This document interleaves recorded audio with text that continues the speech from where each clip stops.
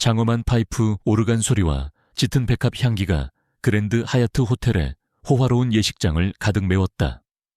하지만 신하윤에게 이 모든 것은 정신적인 고문일 뿐이었다. 그녀는 빌려 입은 작은 턱시도를 입은 5살 난 아들 민준이를 꼭 끌어안은 채 구석진 곳에 기대어 서 있었다. 심장이 누군가에게 꽉 움켜쥐어진 듯 답답했다. 무대 위에서는 그녀의 전 약혼자 이진태가 새로운 신부태양건설의 영예에게 반지를 끼워주고 있었다. 이 결혼식 초대는 공개적인 모욕이나 다름없었지만 그녀는 진태와의 마지막 약속 때문에 올 수밖에 없었다. 예식이 막 끝나자마자 화려한 웨딩드레스를 입은 신부와 그녀의 어머니가 아기에 찬 얼굴로 그녀를 향해 곧장 다가왔다. 네가 여기는 어쩐 일이야. 결혼식 망치고 돈이라도 뜯어내러 왔니? 경멸적인 말이 울려 퍼졌다. 그녀가 어떤 반응을 보이기도 전에 그들은 경호원에게 눈짓했다. 저 모자 당장 끌어내. 하윤은 거칠게 끌려나갔고 민준이의 울음소리가 그녀의 심장을 갈갈이 찢었다. 그녀가 정문 밖으로 내쳐지던 바로 그 순간 얼음장처럼 차갑고 낮은 목소리가 울려 퍼졌다. 멈춰. 모든 사람들이 뒤돌아보았다. 하객들 중 가장 중요한 손님이자 유명한 백만장자인 최강혁이 날카로운 눈빛으로 VIP석에서 걸어 나오고 있었다. 신하윤은 31때는 촉망받던 큐레이터였다. 그녀는 대학 시절 만난 이진태와 뜨겁게 사랑했고 그의 아이까지 가졌다. 하지만 그녀의 행복은 오래가지 못했다. 진태의 아버지가 운영하던 중소기업이 부도 위기에 처하자 그는 하윤과 아들 민준이를 버리고 재벌 그룹인 태양건설의 딸과의 정략 결혼을 선택했던 것이었다. 그는 하윤에게 미안하다 하윤아. 하지만 나도 살아야 하지 않겠어. 우리 민준이는 나중에 내가 성공하면 꼭 다시 찾아올게. 라는 비겁한 변명만을 남긴 채 떠나버렸다. 그 후로 5년 하윤은 홀로 아들 민준이를 키우며 힘겹게 살아왔다. 그녀는 자신의 꿈이었던 큐레이터 일도 포기하고 닥치는 대로 아르바이트를 하며 아들의 분유값과 병원비를 벌어야 했다. 민준이는 태어날 때부터 심장이 약했고 그녀는 아들을 위해서라면 어떤 힘든 일도 마다하지 않았다. 며칠 전 그녀에게 이진태로부터 한 통의 전화가 걸려왔다. 바로 그의 결혼식에 와달라는 것이었다. 너무나 뻔뻔하고 잔인한 요구였지만 그는 민준이의 수술비를 도와주겠다는 조건을 내걸며 그녀를 회유했다. 하윤은 아들을 위해 그리고 어쩌면 그의 마지막 모습을 보고 이 지긋지긋한 악연을 완전히 끊어내고 싶다는 생각에 결국 그의 제안을 받아들일 수밖에 없었다.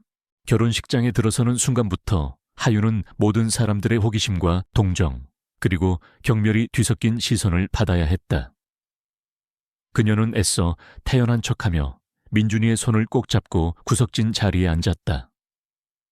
화려한 예식장 행복하게 웃고 있는 진태와 그의 새로운 신부. 모든 것이 그녀의 심장을 날카롭게 핥히는 듯했다. 예식이 끝나고 그녀가 조용히 자리를 떠나려던 순간 신부와 그녀의 어머니가 그녀 앞을 가로막았다. 신부의 어머니는 태양건설 안주인다운 오만하고 거만한 표정으로 그녀를 위아래로 훑어보았다. 네가 바로 그 여자로구나. 우리 사위 발목을 잡고 늘어진다는 그 꽃뱀 말이야. 어머님 말씀이 지나치십니다. 저는 어머님 어디서 감히 어머님 소리야. 너 같은 천한 것이 우리 집안과 엮일 생각은 꿈도 꾸지 마라. 진태가 너에게 얼마를 주기로 했는지는 모르겠지만 이 돈 받고 다시는 우리 눈앞에 나타나지 마. 신부의 어머니는 지갑에서 수표 몇 장을 꺼내 그녀의 얼굴에 던졌다. 수표는 바닥으로 흩날렸고 하윤의 얼굴은 수치심으로 새빨갛게 달아올랐다. 그리고 너 똑똑히 들어. 네 아들 우리 진태 자식 아니야. 어디서 굴러먹던 놈의 씨앗인지 모르겠지만 다시는 우리 진태를 아빠라고 부를 생각 마. 신부 역시 악독한 말을 퍼부으며 하윤의 가슴에 비수를 꽂았다. 하윤은 더 이상 참을 수 없었다. 그녀는 자신을 모욕하는 것은 참을 수 있었지만 아무 잘못 없는 아들 민준이까지 모욕하는 것은 용서할 수 없었다. 당신들 어떻게 그런 말을... 민준이는 분명 진태 씨 아이예요. 하윤이 울부짖으며 소리치자 신부의 어머니는 경호원들에게 눈짓했다. 시끄러워. 저것들 당장 여기서 끌어내.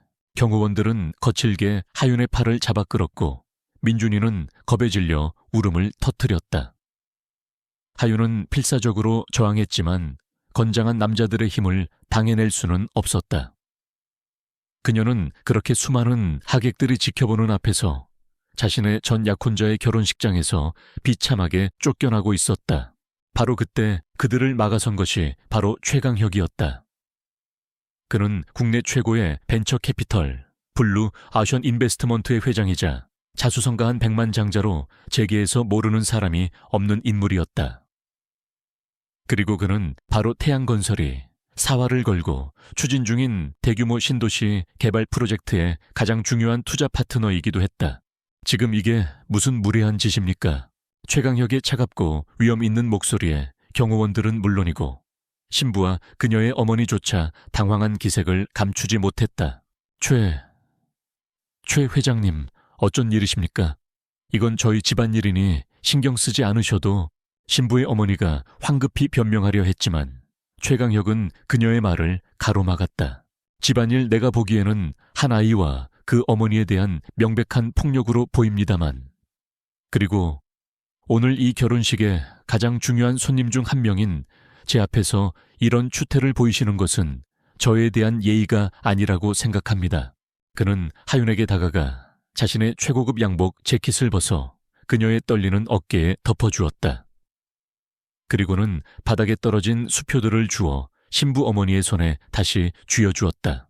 이 돈은 오늘 제가 낼 축의금으로 대신하겠습니다. 그리고 이 결혼식 더 이상 지켜볼 가치가 없겠군요. 태양건설과의 투자 계약 역시 다시 한번 심각하게 재고해봐야 할 것 같습니다.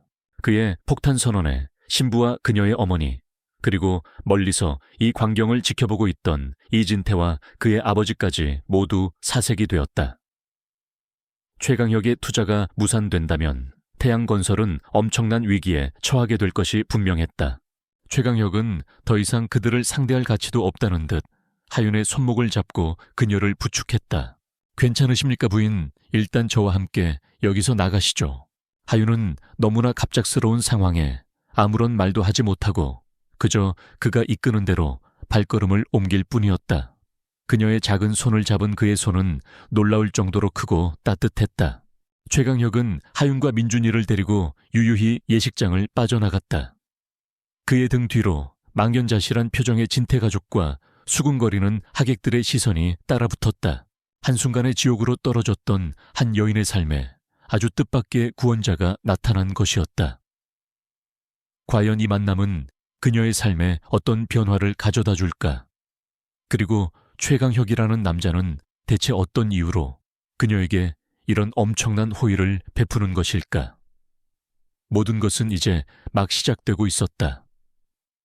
최강혁의 손에 이끌려 웨딩홀을 빠져나온 신하윤은 여전히 눈앞에 벌어진 모든 상황이 현실처럼 느껴지지 않았다.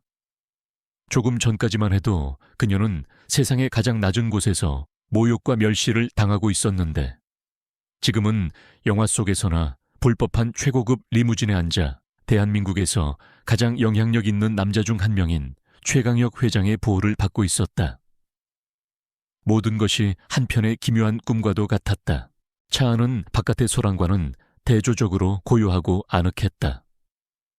겁에 질려 울던 아들 민준이는 어느새 그녀의 품에 안겨 곤히 잠이 들었다. 강혁은 아무 말 없이 자신의 재킷을 벗어 잠든 민준이에게 덮어주고 운전기사에게 조용한 목소리로 목적지를 말했다. 차가 도착한 곳은 서울 중심부의 한강이 내려다 보이는 최고급 호텔의 펜트하우스 스위트룸이었다. 그곳은 강혁이 개인적으로 소유하고 있는 그의 사적인 공간이었다. 일단 여기서 좀 쉬시죠. 아이도 많이 놀랐을 테니 편안한 곳에서 재우는 게 좋겠습니다. 필요한 것이 있으면 언제든 비서에게 말씀하십시오. 강혁은 서연과 민준이를 안으로 안내하며 말했다. 그의 목소리는 여전히 무뚝뚝했지만 그 안에는 세심한 배려가 담겨 있었다. 서연은 그의 도움에 감사하면서도 동시에 그의 진짜 의도가 무엇인지 알 수 없어 경계심을 늦추지 못했다. 그는 왜 자신에게 이런 엄청난 호의를 베푸는 것일까? 그리고 그가 말한 투자 계약 재고는 과연 진심일까? 잠든 민준이를 침대에 눕히고 나온 후 서연은 거실 소파에 앉아있는 강혁과 마주 앉았다. 어색한 침묵이 흘렀고 먼저 입을 연 것은 강혁이었다. 신하윤 씨, 오늘 많이 놀라셨을 텐데 죄송합니다. 제가 괜히 끼어들어 일을 더 복잡하게 만든 것은 아닌지 모르겠습니다. 아닙니다, 회장님. 오히려 감사드립니다. 회장님이 아니었다면 저와 민준이는 아마 서연은 차마 말을 잇지 못하고 눈물을 글썽였다. 저는 그저 불의를 보고 참지 못했을 뿐입니다. 그리고 태양건설과 이진태 씨 가족의 오만하고 비열한 태도는 비즈니스 파트너로서 도저히 용납할 수 없는 것이었습니다. 그의 말에는 차가운 분노가 서려 있었다. 제가 오늘 한 말은 결코 빈말이 아닙니다. 나는 태양건설에 대한 대규모 투자 계약을 심각하게 재고할 생각입니다. 하지만 그렇게 되면 그들의 방역 또한 만만치 않겠죠. 그들은 아마 자신들의 잘못을 인정하기보다는 모든 책임을 당신에게 떠넘기려 할 겁니다. 당신을 결혼식을 망친 파렴치한 여자로 만들고 언론을 이용하여 당신을 사회적으로 매장시키려 할지도 모릅니다. 그의 말은 현실이었고 너무나도 정확한 예측이었다. 서연은 절망감에 다시 한번 고개를 숙였다. 그녀는 거대한 권력 앞에서 자신이 얼마나 무력한 존재인지를 잘 알고 있었다. 그래서 내가 당신에게 한 가지 제안을 하고 싶습니다, 신하윤 씨. 강혁의 눈빛이 그 어느 때보다도 진지하게 빛나고 있었다. 나와 함께 그들에게 복수하지 않겠습니까? 그의 제안은 너무나 뜻밖이었고 대담했다. 복수라니요, 제가 어떻게 혼자서는 힘들겠죠. 하지만 내가 함께 한다면 이야기는 달라집니다. 나는 그들에게 당신이 결코 만만한 상대가 아니라는 것을, 그리고 당신 뒤에는 나라는 든든한 버팀목이 있다는 것을 똑똑히 보여주고 싶습니다. 그는 잠시 말을 고르더니 더욱 충격적인 제안을 건넸다. 나의 가짜 연인 역할을 맡아주시겠습니까? 우리는 세상 모든 사람들이 보는 앞에서 그 누구보다도 행복하고 완벽한 커플의 모습을 연기하는 겁니다. 당신은 더 이상 버림받은 비련의 여주인공이 아니라 대한민국 최고의 CEO인 나의 사랑을 받는 세상에서 가장 당당하고 매력적인 여자가 되는 거죠. 우리의 완벽한 모습은 분명 그들의 속을 뒤집어 놓고 그들의 자존심에 깊은 상처를 입힐 수 있을 겁니다. 그리고 그 과정에서 우리는 자연스럽게 그들의 비리와 약점들을 파헤치고 그들에게 법적인 책임을 물을 수 있는 결정적인 증거들을 수집하는 겁니다. 어떻습니까? 이 정도면 꽤 흥미로운 복수극이 되지 않겠습니까? 서연은 그의 제안에 너무나 놀라 아무 말도 하지 못했다. 이것은 복수를 넘어 하나의 거대한 전쟁을 선포하는 것이나 다름없었다. 그녀가 과연 이 위험한 연극의 주인공이 될 자격이 있을까? 그리고 이 차갑고 계산적으로 보이는 남자를 과연 믿어도 되는 것일까? 왜 저를 도와주시려는 겁니까? 회장님께서는 저와 아무런 관련도 없으신데요. 글쎄요, 나도 잘 모르겠습니다. 그냥 당신의 그 당당한 눈빛이 마음에 들었고 당신 아들의 그 슬픈 울음소리가 잊히지 않았다고 해두죠. 그리고 나 역시 그들처럼 오만한 자들이 정의의 심판을 받는 것을 꼭 보고 싶어졌습니다. 그의 말에는 어떤 거짓도 느껴지지 않았다. 그는 정말로 순수한 분노와 정의감, 그리고 그녀를 향한 알 수 없는 호기심과 연민으로 움직이고 있는 듯했다. 서연은 깊은 고민에 빠졌다. 이것은 분명 위험한 도박이었다. 하지만 동시에 그녀에게는 아들 민준이의 떳떳한 권리를 되찾고 자신과 죽은 남편의 명예를 회복할 수 있는 유일한 기회이기도 했다. 그녀는 더 이상 과거의 상처에 주저앉아 눈물만 흘리고 싶지 않았다. 좋아요, 회장님. 당신의 제안을 받아들이겠습니다. 대신 한 가지 조건이 있습니다. 이 모든 것이 끝나면 저는 다시 평범한 엄마, 신하윤의 삶으로 돌아갈 수 있도록 해주세요. 그리고 제 아들 민준이가 더 이상 상처받지 않도록 완벽하게 지켜주셔야 합니다. 그녀의 단호한 조건에 강혁의 얼굴에 만족스러운 미소가 떠올랐다. 물론입니다. 약속하겠습니다. 두 사람은 서로의 손을 잡고 위험하고도 은밀한 계약을 맺었다. 한 사람은 복수를 위해, 또 다른 한 사람은 정의와 사랑을 위해. 서로 다른 목적을 가졌지만 이제 그들은 공동의 적에 맞서 싸우는 동지가 된 것이었다. 그렇게 낯선 남자가 내민 구원의 손길과 함께 그녀의 새로운 삶이 시작되려 하고 있었다. 그리고 그 시작은 어쩌면 그녀가 상상했던 것보다 훨씬 더 달콤하고 동시에 더 위험한 연극의 서막이 될 것이었다. 한 편의 쇼가 시작되려 하고 있었다. 최강혁과의 위험하고도 은밀한 계약을 맺은 다음 날부터 신하윤의 삶은 이전과는 완전히 다른 국면으로 접어들었다. 그녀는 더 이상 슬픔에 잠겨 눈물만 흘리는 비련의 여주인공이 아니었다. 그녀는 아들 민준이의 권리를 되찾고 자신을 배신한 전 약혼자 이진태와 그의 가족들에게 통쾌한 복수를 하기 위해 기꺼이 위험한 연극의 주인공이 되기로 결심한 강인한 엄마였다. 강혁은 그녀를 완벽한 재벌가의 연인으로 변신시키기 위한 프로젝트에 착수했다. 그는 대한민국 최고의 스타일리스트와 전문가들을 동원하여 그녀의 머리부터 발끝까지 모든 것을 바꾸어 놓았다. 수수하고 평범했던 그녀의 모습은 온데간데 없고 세련되고 기품 넘치는 그 어떤 재벌가 영예보다도 더 아름답고 매력적인 여성으로 거듭났다. 하지만 외적인 변화보다 더 중요했던 것은 내면의 변화였다. 강혁은 하윤에게 단순히 아름다운 외모를 만들어주는 것을 넘어 그녀가 상류층 사회에서 당당하게 자신의 목소리를 낼 수 있는 지성과 교양, 그리고 자신감을 심어주려 노력했다. 그는 그녀에게 경제와 경영에 대한 지식을 가르쳤고 사교계의 복잡한 예절과 화법을 익히게 했으며 무엇보다 그녀가 과거의 상처를 딛고 일어설 수 있도록 따뜻한 위로와 격려를 아끼지 않았다. 그 과정에서 하윤은 강혁에게 자신의 아픈 과거를 모두 털어놓았다. 한때는 누구보다도 서로를 사랑했던 이진태와의 만남, 그리고 그의 아이를 임신하고 함께 행복한 미래를 꿈꾸었던 시간들. 하지만 진태 아버지의 사업이 부도 위기에 처하면서 그가 어떻게 자신과 아들 민준이를 비정하게 버리고 재벌 그룹의 딸과의 정략 결혼을 선택했는지에 대한 모든 것을 그녀의 이야기를 듣는 동안 강혁의 표정은 점점 더 차갑게 굳어갔다. 그는 이진태의 비겁함과 그의 가족들의 이기심에 분노를 느꼈고 동시에 홀로 이 모든 고통을 감내해야만 했던 하윤에 대한 깊은 연민과 함께 그녀를 반드시 지켜주고 싶다는 강한 책임감을 느끼게 되었다. 하윤 씨, 이제 더 이상 혼자 아파하지 말아요. 내가 있잖아요. 내가 당신과 민준이를 위해 그들에게 반드시 죗값을 치르게 할게요. 그리고 당신이 잃어버렸던 모든 것을 되찾아 줄게요. 강혁의 굳건한 약속은 하윤에게 큰 힘이 되었다. 그녀는 더 이상 혼자가 아니었다.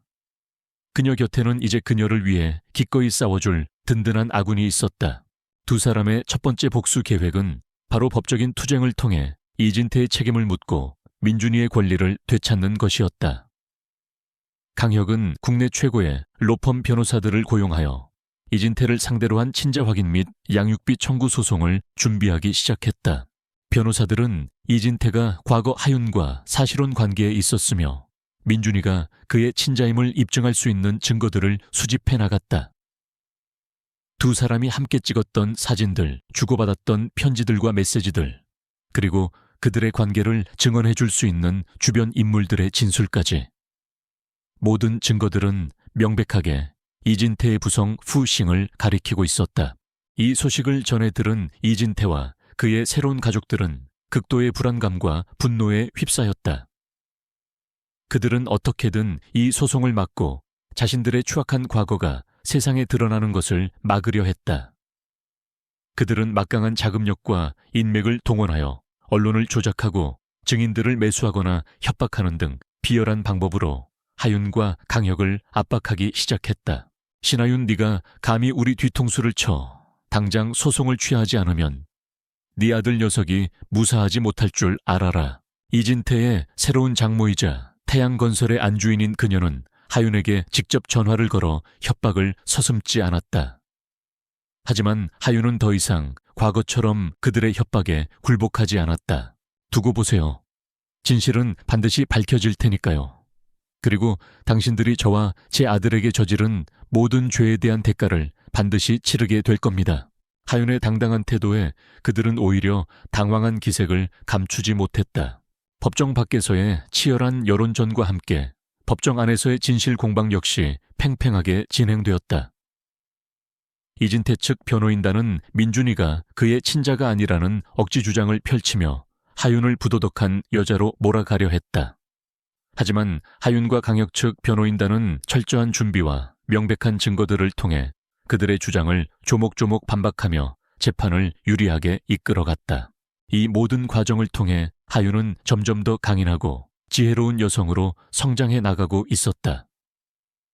그녀는 더 이상 과거의 상처에 얽매여 눈물만 흘리는 비련의 여주인공이 아니었다. 그녀는 자신의 아들과 명예를 지키기 위해 거대한 권력에 맞서 싸우는 당당한 전사였다. 강혁 역시 그런 그녀의 모습을 자랑스럽게 바라보며 그녀에 대한 사랑을 더욱더 키워나가고 있었다. 그는 그녀와 함께하는 이 싸움이 결코 힘들거나 지치지 않았다. 오히려 그는 그녀와 함께하는 모든 순간 속에서 삶의 새로운 의미와 활력을 느끼고 있었다. 몇 달간의 치열한 법정 공방 끝에 마침내 법원은 하윤의 손을 들어주었다.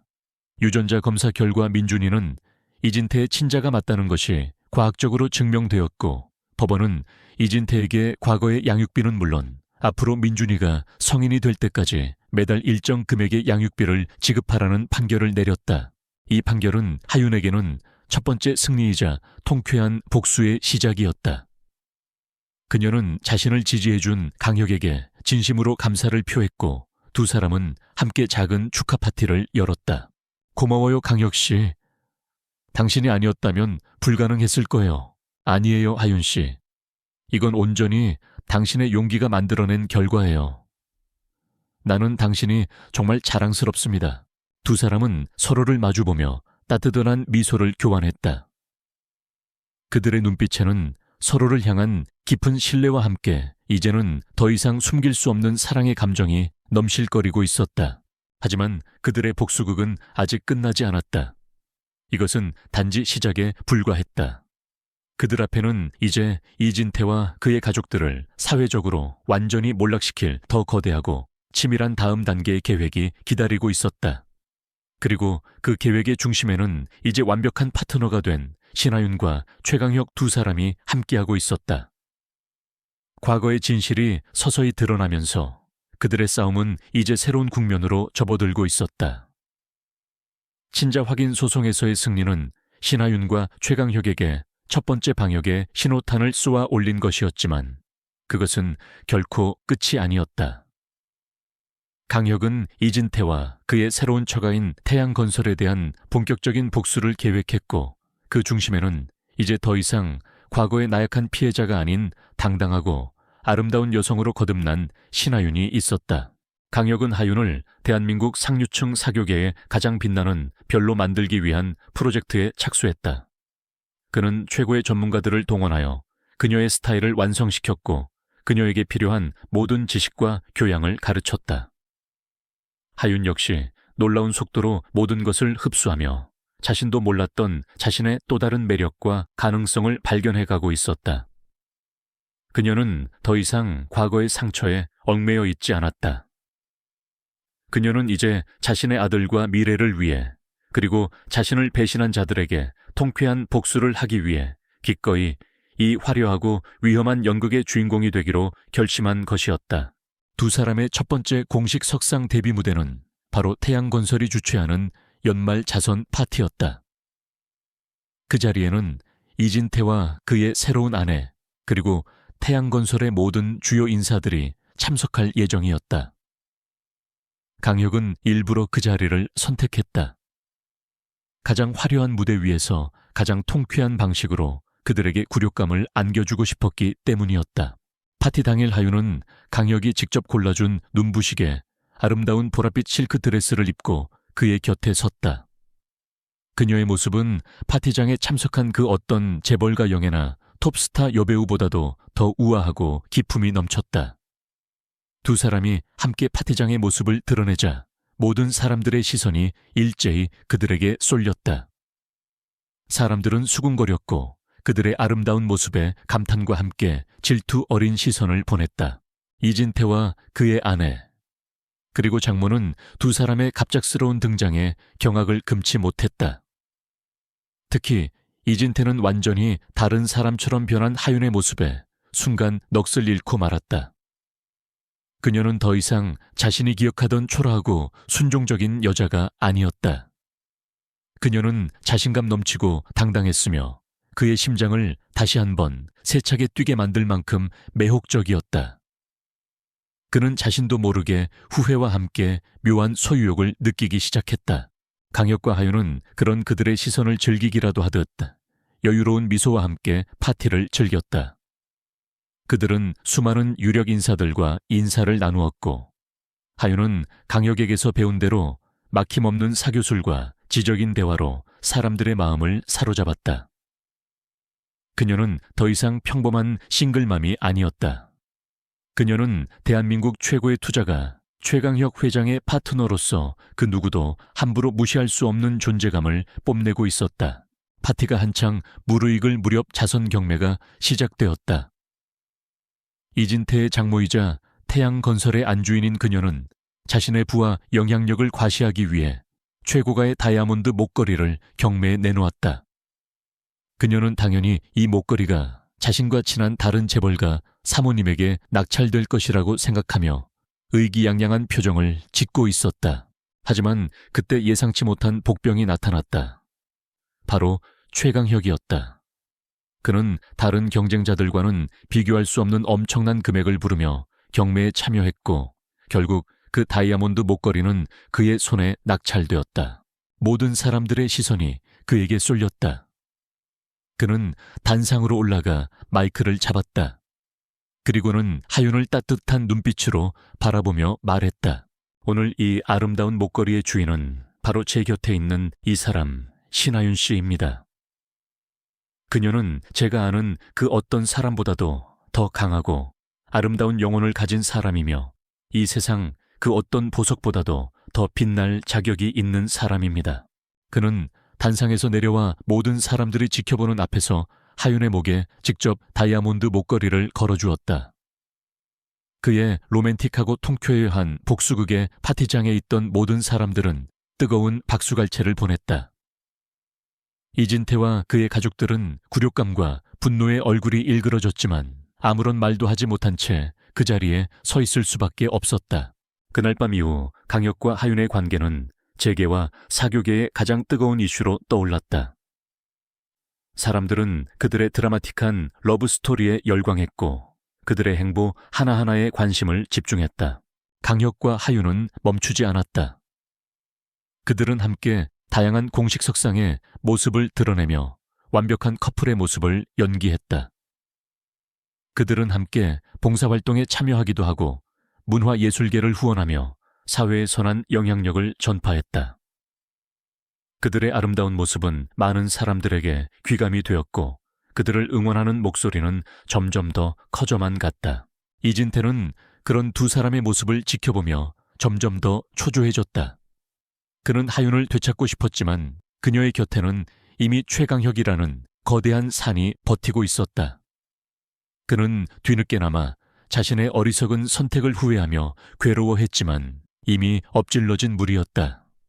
그의 새로운 아내와 처가, 식구들은 자신들의 계획이 틀어지자 그를 무능하다며 비난하고 압박하기 시작했다. 그의 결혼 생활은 점차 지옥으로 변해가고 있었다. 복수의 연극은 클라이맥스를 향해 치닫고 있었다. 하지만 그 연극 속에서 하윤과 강혁의 마음속에는 진짜 사랑의 감정이 싹트고 있었다. 그들은 함께 시련을 이겨내고 서로의 아픔을 보듬어주면서 서로에게 없어서는 안 될 존재가 되어가고 있었다. 하지만 그들은 애써 그 감정을 외면하려 했다. 그들의 관계는 처음부터 복수라는 공동의 목표 아래 시작된 계약 관계였기 때문이었다. 그들은 서로의 진심을 확인하는 것이 두려웠고 이 연극이 끝났을 때 맞이하게 될 현실이 겁이 났다. 과연 그들은 이 위험한 연극을 무사히 마칠 수 있을까? 그리고 연극이 끝난 후 그들의 관계는 과연 어떤 결말을 맞이하게 될까? 복수의 칼날 위에서 위태롭게 피어나는 그들의 사랑은 이제 예측할 수 없는 방향으로 흘러가고 있었다. 자선 파티에서의 통쾌한 복수극 이후 최강혁과 신하윤의 관계는 세상의 가장 뜨거운 관심사로 떠올랐지만 동시에 이진태와 태양건설 일가의 원한과 분노 또한 극에 달하고 있었다. 그들은 자신들이 받아야 했던 굴욕감과 최강혁의 투자 계약 파기 가능성이라는 현실적인 위협 앞에서 이성을 잃기 시작했다. 그들은 어떻게든 신하윤을 짓밟고 그녀와 최강혁의 관계를 파탄내야만 했다. 그들의 첫 번째 복수 대상은 바로 하윤이 새롭게 시작하려던 작은 갤러리였다. 하윤은 과거 큐레이터로서의 경험과 재능을 살려 강혁의 도움을 받아 인사동에 작은 갤러리를 열 준비를 하고 있었다. 그녀는 자신과 같은 무명의 신진 작가들에게 전시 기회를 제공하고 대중들과 예술이 더 가깝게 소통할 수 있는 따뜻한 공간을 만들고 싶다는 소박한 꿈을 가지고 있었다. 하지만 태양건설의 안주인이자 이진태의 장모인 윤 여사는 그들의 비열한 손길을 뻗쳤다. 그녀는 자신의 인맥을 동원하여 갤러리가 들어설 건물의 건물주에게 압력을 넣어 임대 계약을 일방적으로 파기하게 만들었고 동시에 하윤이 미술계에서 다시는 발붙이지 못하도록 그녀에 대한 악의적인 소문들을 퍼뜨리기 시작했다.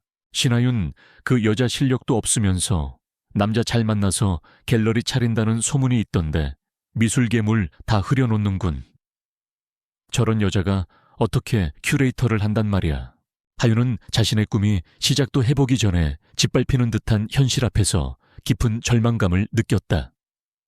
그녀는 자신 때문에 강혁의 이름에까지 먹칠을 하게 될까봐 두려웠고 모든 것을 포기하고 다시 평범한 엄마의 삶으로 돌아가고 싶다는 생각까지 했다. 하지만 강혁은 그런 그녀를 그대로 내버려 두지 않았다. 그는 분노했지만 동시에 냉철하게 상황을 파악하고 방역을 준비했다. 하윤 씨, 걱정하지 말아요. 이런 비열한 수법에 우리가 무너질 거라고 생각했다면 그들의 큰 오산이니까. 오히려 이번 기회에 우리가 얼마나 강한지 똑똑히 보여주자고요. 강혁은 자신의 막강한 자금력과 정보력을 총동원하여 태양건설의 비리를 파헤치기 시작했다. 그는 태양건설이 지난 몇 년간 저질러온 각종 불법 비자금 조성 탈세, 그리고 부실 공사 문제 등에 대한 결정적인 증거들을 수집해 나갔다. 그리고 그 증거들을 가지고 태양건설의 가장 큰 약점을 공격하기 시작했다. 그는 태양건설이 사활을 걸고 추진 중이던 대규모 신도시 개발 프로젝트의 허가 과정에 문제가 있다는 것을 밝혀냈고 언론과 정치권에 이 사실을 폭로했다. 태양건설은 순식간에 엄청난 위기에 처하게 되었고 주가는 폭락했으며 그들이 그토록 중요하게 생각했던 그룹의 이미지는 바닥으로 추락했다.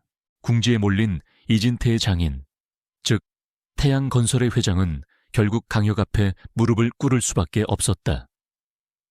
그는 강혁에게 자신의 잘못을 인정하고 다시는 하윤과 그의 주변 사람들을 건드리지 않겠다고 약속하며 용서를 구했다. 모든 것이 제자리를 찾는 듯했다. 하지만 이 모든 과정을 지켜보면서 하윤과 강혁의 마음속에는 복수심의 통쾌함보다는 오히려 씁쓸함과 함께 서로에 대한 애틋한 감정이 더욱 깊어지고 있었다. 그들은 함께 위험한 싸움을 헤쳐나가면서 서로가 서로에게 얼마나 소중한 존재인지를 다시 한번 깨닫게 된 것이었다. 연극은 점점 현실이 되어가고 있었고 현실은 연극보다 더 극적으로 흘러가고 있었다. 두 사람은 자신들의 역할놀이가 이미 끝났다는 것을 어렴풋이 느끼고 있었지만 차마 서로에게 먼저 진심을 고백할 용기를 내지 못하고 있었다. 그들은 이 기묘한 관계가 깨져버릴까봐 두려웠고 동시에 서로의 마음을 확인하고 싶다는 강한 열망에 휩싸여 있었다. 그러던 어느 날 밤 두 사람은 함께 와인을 마시며 복잡한 심경을 달래고 있었다. 강혁 씨, 이제 정말 모든 것이 끝난 걸까요? 하윤이 조심스럽게 물었다. 아마도요. 하지만 나는 이 연극이 끝나지 않았으면 좋겠다는 생각이 들어요. 강혁이 그녀의 눈을 똑바로 바라보며 말했다. 그의 눈빛에는 더 이상 장난기나 계산적인 모습은 찾아볼 수 없었다. 오직 그녀를 향한 깊고 진실된 감정만이 담겨 있을 뿐이었다. 나 당신을 사랑하게 된 것 같아요, 하윤 씨. 처음에는 그저 오만한 자들에 대한 복수심과 당신에 대한 작은 호기심으로 시작했을 뿐인데 함께하는 시간 속에서 나는 당신의 강인함과 따뜻함 그리고 당신의 모든 것에 빠져들고 말았어요. 나는 더 이상 당신 없는 내 삶을 상상할 수가 없어요. 그의 갑작스러운 고백에 하윤의 눈에서는 뜨거운 눈물이 흘러내렸다. 그녀 역시 마찬가지였다. 그녀는 이미 오래전부터 이 차갑고 오만한 남자에게 자신의 마음을 모두 빼앗겨 버렸다는 것을 알고 있었다. 나도 당신을 사랑해요, 강혁 씨. 두 사람은 마침내 서로의 진심을 확인하고 뜨거운 입맞춤을 나누었다.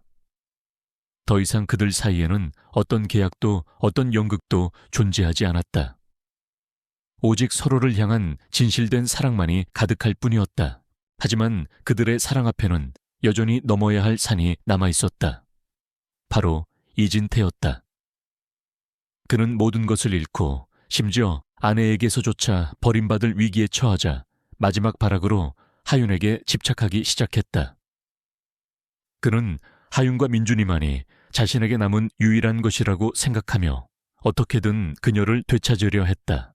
그는 하윤의 갤러리 개업식 날 술에 취해 나타나 행패를 부리고 민준이를 강제로 데려가려 하는 등 비이성적인 행동을 서슴지 않았다. 하윤아, 제발 내게 돌아와줘. 내가 다 잘못했어. 민준이 우리 아들이잖아. 우리가 다시 시작하자. 응. 그의 취한 모습에 하윤은 경멸감을 느꼈지만 동시에 그에 대한 연민을 느끼기도 했다. 하지만 그녀의 마음은 이미 확고했다.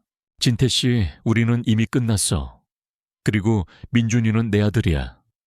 당신은 더 이상 민준이 아빠가 될 자격이 없어. 제발 우리 앞에 다시는 나타나지 마. 하윤의 단호한 거절에 이진태는 이성을 잃고 그녀에게 폭력을 행사하려 했다. 바로 그때 강혁이 나타나 그의 앞을 막아섰다. 내 여자에게 손대지 마. 다시 한번 그녀와 아이를 괴롭힌다면 그때는 정말로 내 손에 죽을 줄 알아. 강혁의 서슬퍼런 경고에 이진태는 결국 모든 것을 포기하고 좌절감 속에서 무너져 내렸다. 그의 오랜 집착과 어리석은 사랑은 그렇게 비참한 종말을 맞이했다. 모든 시련이 마침내 끝나고 하윤과 강혁, 그리고 민준이는 비로소 완전한 평화와 행복을 찾게 되었다. 연극과 현실의 경계가 무너진 곳에서 그들의 진짜 사랑은 이제 막 새로운 시작을 알리고 있었다. 그리고 그 시작은 이전보다 훨씬 더 단단하고 아름다울 것이었다. 이진태와의 질긴 악연이 마침내 끝나고 신하윤과 최강혁의 삶에는 비로소 진정한 평화가 찾아왔다. 더 이상 그들을 괴롭히는 과거의 그림자도 그들의 행복을 시기하는 세상의 차가운 시선도 존재하지 않았다. 오직 서로를 향한 깊은 사랑과 신뢰를 바탕으로 함께 만들어갈 따뜻하고 희망찬 미래만이 그들을 기다리고 있을 뿐이었다. 이진태와 태양건설 일가는 그들이 저지른 모든 죄에 대한 죗값을 톡톡히 치렀다. 최강혁이 투자 계약을 파기하면서 태양건설은 심각한 경영난에 빠졌고 이진태는 새로운 아내와 처가로부터 버림받은 채 홀로 몰락의 길을 걷게 되었다. 법원은 민준이가 그의 친자임을 최종적으로 확인하고 그에게 과거의 양육비는 물론 민준이가 성인이 될 때까지 매달 거액의 양육비를 지급하라는 판결을 내렸다. 하지만 그는 이미 모든 것을 잃은 후였기에 그 판결은 그에게 아무런 의미도 없는 휴지 조각에 불과했다. 하윤은 그들의 비참한 결말에 대해 통쾌함보다는 오히려 씁쓸함과 연민을 느꼈다. 그녀는 더 이상 과거의 복수심에 얽매여 있지 않았다. 그녀에게 중요한 것은 이제 아들 민준이와 그리고 자신을 사랑해주는 남자 강혁과 함께 만들어갈 새로운 행복이었다. 하윤의 작은 갤러리는 그녀의 따뜻한 감성과 뛰어난 안목으로 입소문을 타면서 인사동에서 가장 주목받는 문화공간 중 하나로 자리매김했다. 그녀는 갤러리 운영을 통해 경제적인 자립을 이루었을 뿐만 아니라 큐레이터로서의 자신의 오랜 꿈을 다시 한번 펼쳐나가고 있었다. 그녀는 더 이상 세상의 동정이나 보호를 받는 나약한 존재가 아니었다. 그녀는 자신의 능력으로 당당하게 일어서 아들에게 자랑스러운 엄마가 되어가고 있었다. 강형 역시 그런 그녀의 모습을 누구보다도 자랑스러워하며 그녀의 가장 든든한 지원군이 되어주었다. 그는 바쁜 일정 속에서도 틈틈이 그녀의 갤러리를 찾아와 그녀의 일을 도왔고 그녀가 더 넓은 세상에서 자신의 재능을 마음껏 펼칠 수 있도록 아낌없는 격려와 지원을 보내주었다. 무엇보다도 그는 민준이에게 진짜 아빠가 되어주기 위해 최선을 다했다. 그는 민준이와 함께 축구를 하고 장난감을 조립하고 밤이면 잠들기 전에 재미있는 동화책을 읽어주며 아이의 마음속 깊은 곳에 자리 잡고 있던 아버지의 빈자리를 조금씩 채워나갔다. 민준이 역시 그런 그의 진심을 느꼈고 그를 강혁 아빠라고 부르며 친아빠처럼 따르기 시작했다. 세 사람은 주말이면 함께 공원으로 나들이를 가거나 캠핑을 떠나고 때로는 강혁의 별장에서 조용하고 평화로운 시간을 보내기도 했다. 그들의 모습은 누가 보아도 행복하고 단란한 완벽한 가족이었다. 어느덧 민준이가 초등학교에 입학하게 되는 날, 하윤과 강혁은 마치 자신들의 일처럼 설레고 기뻐했다. 그들은 예쁘게 교복을 차려입은 민준이의 손을 잡고 학교로 향하며 지난 시간 동안 자신들에게 일어났던 기적 같은 일들을 떠올렸다. 한때는 결혼식장에서 억울하게 쫓겨나 눈물 흘려야 했던 그녀가 이제는 사랑하는 남자와 아들의 손을 잡고 세상 누구보다도 행복한 미소를 지으며 새로운 시작을 맞이하고 있었다. 입학식이 끝나고 세 사람은 한강이 내려다 보이는 레스토랑에서 조촐한 축하 파티를 열었다. 창밖으로는 따스한 봄 햇살이 쏟아지고 있었고 테이블 위에는 맛있는 음식과 함께 예쁜 꽃다발이 놓여 있었다. 우리 아들? 오늘 정말 멋졌어. 이제 진짜 초등학생이네. 강혁이 민준이의 머리를 쓰다듬으며 칭찬했다. 민준이는 쑥스러운 듯 얼굴을 붉히며 배시시 웃었다. 하윤 씨, 오늘 당신 정말 아름다워요. 강혁은 진심을 담아 하윤의 눈을 바라보며 말했다. 하윤 역시 그의 따뜻한 눈빛에 화답하며 부드러운 미소를 지었다. 바로 그때 강혁이 주머니에서 작은 벨벳 상자를 꺼내 하윤 앞에 내밀었다. 상자 안에는 눈부시게 빛나는 다이아몬드 반지가 놓여 있었다. 신하윤 씨, 나와 결혼해 주시겠습니까? 하윤은 이미 예상하고 있었지만 그의 진심 어린 청혼에 다시 한번 감격의 눈물을 글썽였다. 나는 당신과 민준이를 처음 만났던 그 결혼식장에서 당신의 슬픈 눈빛을 본 순간부터 이미 당신을 마음에 담았는지도 모릅니다. 당신의 아픔을 보듬어주고 당신의 눈물을 닦아주고 당신과 당신의 아들에게 든든한 울타리가 되어주고 싶었습니다. 부디 나의 아내가 되어 민준이의 엄마가 되어 우리 세 사람 진짜 가족이 되어주시겠습니까? 그의 진심 어린 고백에 하윤은 뜨거운 눈물을 흘리며 고개를 끄덕였다. 그녀의 마음속에는 그에 대한 깊은 사랑과 함께 그와 함께라면 그 어떤 어려움도 이겨낼 수 있다는 굳건한 믿음이 자리 잡고 있었다. 두 사람은 서로에게 반지를 끼워주고 아들 민준이의 축복 속에서 뜨거운 입맞춤을 나누었다. 더 이상 그들 사이에는 어떤 계약도 어떤 연극도 존재하지 않았다. 오직 서로를 향한 진실된 사랑과 영원한 약속만이 가득할 뿐이었다.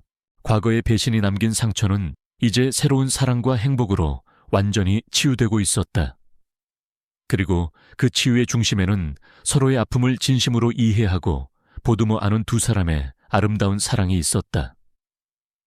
그들의 새로운 가족을 위한 준비는 그렇게 가장 완벽하고 행복하게 마무리되고 있었다. 최강혁의 진심 어린 청혼 이후 신하윤과 그의 삶에는 비로소 완전한 행복과 평화가 찾아왔다. 더 이상 그들을 괴롭히는 과거의 그림자도 그들을 갈라놓으려던 세상의 편견도 존재하지 않았다. 오직 서로에 대한 깊은 사랑과 신뢰를 바탕으로 함께 만들어갈 따뜻하고 희망찬 미래만이 그들을 기다리고 있을 뿐이었다. 두 사람의 결혼식은 수많은 사람들의 축복 속에서 아름답게 치러졌다. 그들은 화려한 호텔 예식장 대신 하윤이 운영하는 작은 갤러리에 야외 정원에서 가까운 지인들과 동료들만 초대하여 소박하지만 의미 있는 결혼식을 올렸다. 정원은 하윤이 직접 큐레이팅한 신진 작가들의 아름다운 작품들과 그녀가 가장 좋아하는 들꽃들로 꾸며져 있었고 그 어떤 결혼식장보다도 더 예술적이고 따뜻한 분위기를 자아냈다. 결혼식 날 하윤은 세상에서 가장 아름다운 신부가 되었다. 그녀는 순백의 웨딩드레스 대신 자신의 디자인 철학이 담긴 세련되고 우아한 아이보리색 투피스를 입고 아들 민준이의 손을 잡고 버진 로드를 걸었다. 그녀의 얼굴에는 더 이상 과거의 슬픔이나 상처의 흔적을 찾아볼 수 없었다. 오직 사랑하는 사람과 함께 새로운 시작을 맞이하는 행복감과 자신감만이 가득할 뿐이었다. 강혁은 그런 그녀의 손을 잡고 평생 그녀와 민준이를 지키고 사랑하며 행복하게 해줄 것을 굳게 맹세했다. 그의 눈빛에는 그녀를 향한 깊은 사랑과 함께 과거의 아픔을 딛고 진정한 행복을 찾게 된 것에 대한 감사함이 담겨 있었다. 결혼 후 두 사람은 각자의 자리에서 성공적인 커리어를 쌓아가면서도 서로에 대한 사랑과 가정을 소중히 여기는 모범적인 부부의 모습을 보여주었다. 하윤의 갤러리는 독창적인 기획력과 신진 작가 발굴 능력으로 미술계의 큰 주목을 받았고 그녀는 대한민국에서 가장 영향력 있는 젊은 큐레이터 중 한 명으로 자리매김했다. 강혁 역시 블루오션 인베스트먼트를 성공적으로 이끌며 재계에서 존경받는 리더로서의 명성을 이어갔지만 퇴근 후에는 언제나 가정적인 남편이자 친구 같은 아빠로 돌아와 가족과 함께하는 시간을 최우선으로 생각했다. 그들의 집은 언제나 따뜻한 웃음소리와 사랑의 속삭임, 그리고 민준이의 활기찬 뛰노는 소리로 가득했다.